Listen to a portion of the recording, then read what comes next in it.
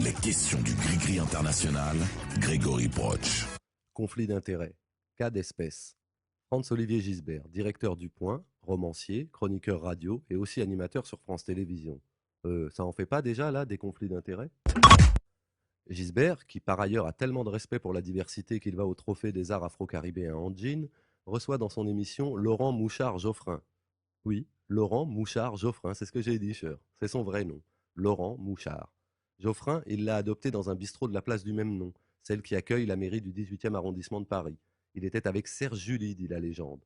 Qui se souvient encore de Serge July? Bref, Geoffrin Mouchard, au moment de prendre sa place dans Libération, était un peu coincé aux entournures du sourire gercé. Même s'il n'avait pas encore alors la langue lourde du déjeuneur-dîneur en ville, la vraie carte de visite du journaliste français, qu'il arbore désormais lui aussi pâteusement. Son nom, Mouchard, c'était ça leur problème. Le même que celui de son père, un des éminents du Front National. Dans l'IB, un Mouchard du FN, c'était fâcheux. Alors Mouchard fils opta pour Geoffrin. À quoi ça tient? S'il avait eu les couilles de garder le nom de son père, Geoffrin Mouchard, déjà nous, on n'aurait pas eu à subir son dictatorial antifascisme d'employé névrosé. C'était ton père qu'il fallait tuer, Geoffrin Mouchard, et pas nous faire chier avec le nazisme, le fascisme et la collaboration. C'était dans ta tête à toi, ça, pas dans nos vies à nous.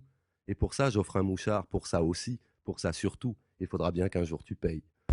À quoi ça tient numéro 2? S'il avait eu les couilles de garder le nom de son père, Geoffrin Mouchard, au moment où le sarcocu lui a mis une fessée cul nue devant tous ses copains journalistes gras du cou, l'impact supérieur que ça aurait eu, le strike que c'eût été. Monsieur Mouchard, vous êtes intelligent, monsieur Mouchard? Paris, début octobre 2010. On discute en France à la télé publique de la notion de conflit d'intérêts entre gens qui ont des CV qui, sur le plan moral, ressemblent à des casiers judiciaires de vieilles caïras dégueulasses. Martin Hirsch, ex du gouvernement, unanimement dégueulé par ses anciens collègues, selon Nicolas Doménac, le punching ball chauve et désastreux de Zemmour sur iTélé, Martin Hirsch, donc, a commis un livre pour en finir avec les conflits d'intérêts, dans lequel il a, entre autres, plus ou moins enfumé le bellâtre Jean-François Copé, avocat d'affaires, responsable politique, élu local, etc. La réponse de Copé, rapportée par Rue 89, a le mérite de clarifier les choses et d'ouvrir des perspectives inédites. Je cite, je voudrais pas trahir, ouvrez les guillemets, furieux d'être mis en cause dans le livre de Martin Hirsch, le patron des députés UMP et avocat d'affaires Jean-François Copé laisse entendre qu'au nom de leur histoire commune, parents sauvés par des justes, c'est précisé entre parenthèses, Hirsch aurait pu éviter de s'en prendre à lui. Fermez les guillemets. Ça, c'était de Rue 89. La suite, qui est de Jean-François Copé directement, est encore plus succulente. Ouvrez les guillemets.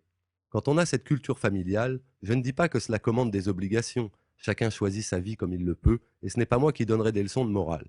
Je dis simplement que l'on ne peut pas vivre les choses de la même manière.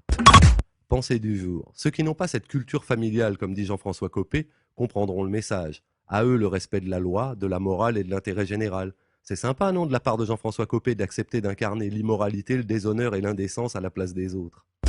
Pensée du jour numéro 2. Comme disait Coluche, de son vrai nom Colucci, le pire, c'est que ces cons la croient être honnêtes. Retrouvez toutes les infos du Gris-Gris international sur le www.legrisgrisinternational.com.